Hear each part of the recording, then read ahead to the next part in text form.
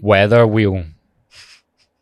Can you explain what that is to me and how people can use it? Because you've got loads of see some of these like things that you come up with. Is that like your own spin on like therapy things that you've done? Aye, a lot of them are. A lot of them's like actual therapy informed techniques of some modality kind of thing, whether it's CBT, psychodynamic, person, whatever way. You just like, put some spice on it. I just make it work because my brain works in analogies. That's how I remember things. That's what works for me, and that's what like a lot of folk.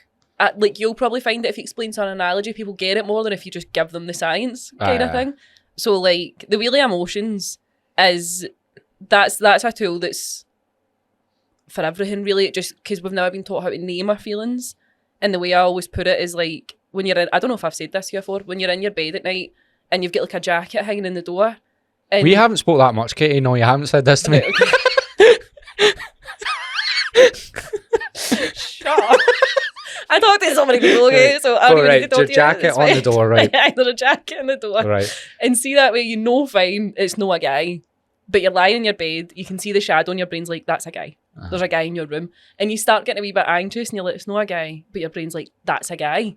When you turn on the light and you're like, no, it's a jacket, it takes away a lot of the fear and the power of it. That's what it's like naming your emotions. Okay. Like when you are feeling a certain way and you feel so out of control and so overwhelmed, we've got so much evidence that literally just naming your emotion helps bring a lot of that down.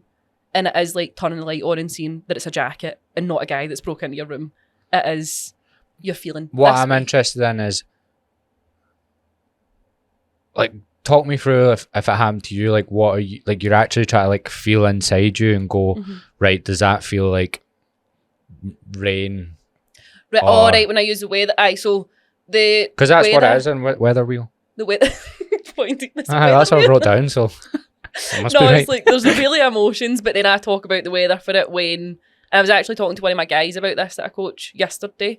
When you're really struggling to name your feelings because again, we're never taught how to really name them, it's hard to figure them out.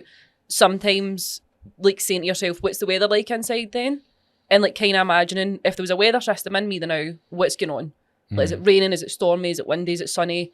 And that tends to be much easier to visualise than actually just naming an emotion. And then for there, you can be like, right, well, what might that mean?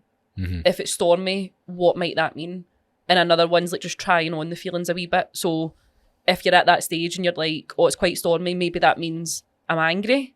Like looking at the types of anger and being like, oh, I'm furious, I'm frustrated. How does that feel? I don't feel that is what I'm feeling. Right, okay, maybe I'm feeling grief. And you can just kind of have a wee pick through them and notice what sits right for you. Yeah. Because like, see that way, you feel that gut feeling of something's a bit off. If you try on a feeling, if you look at the weather inside you and you're like, right, okay, I'm feeling angry, and it's not anger, you feel that, you're like, that's not right. I get it, right.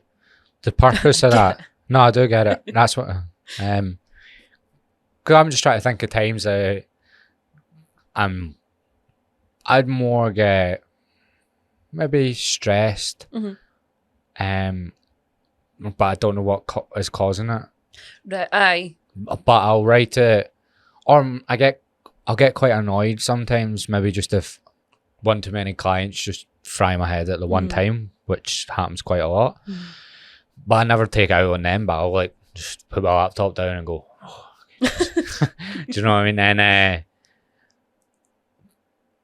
but I won't know what it is. Yeah. So I'll maybe write stuff down. And it's not always that. It can be other things. It can be like there's a lot of family stuff. My dad's saying he's not going to lift, you know. Really kidding me. And if I write it down and figure out what it is, but I can't get out it. Do you get what I mean? Do you have, and like I don't know if if getting out of it should be the goal. I'm not sure. I tend to find if I sleep on it, the next morning I wake up and go, why was that bothering me so much? I don't care anymore. Aye. I think like sometimes it is a case of like this too shall pass and let's just sit in it for a bit and let it be there, because I think that's why the problems that we have is that we try and like shut up any emotion that's not very palatable, but we are designed to experience them all, so it's hard to sit with them, but sometimes that is what we do. But a lot of the time it's also maybe not safe or it's interrupting your day. And when we say we're stressed, that's usually such like an umbrella term for other feelings. And yeah, that's why I changed it to anger, because I think it would be I'm more annoyed. It's more that. I'd say annoyed is the main like negative one that I would feel. Just not anger, I would say annoyed is the perfect one. Is it you? See, when like you're saying like if you sleep on it's better, is it usually at night that you get more like that?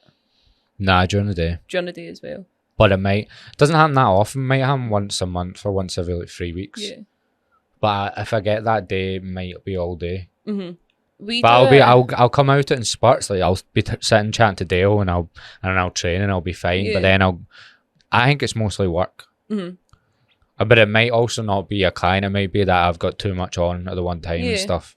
That's what like a lot of my clients are like teachers, nurseries, really care-based jobs that have like a lot of demand on them and stress, like a really big thing we work on. And see when it crops up through the day, we'll maybe like take a wee second, like to just take a wee breath, as stupid as that sounds, take a wee breath and then say to yourself, what story am I telling myself just now? And try and listen to like your brain. What story am I telling myself? Is it I don't have time? Is it that I've got so much to do? Is it that I can't do this? Like what story's there just now? And sometimes just labeling it, we then get to make that choice of, right, okay, that's what it is. It's that I'm rushing. It's that I've got so much on my to-do list. Whatever story's there, what do I want to do with that next? Do I want to just let it be and let it pass and get on with what I'm doing? Or do I want to give myself a minute to like meet that need? And what can be dead helpful is like try to think your way out of that is so hard. Yeah. But doing like a kind of body first approach can be really helpful.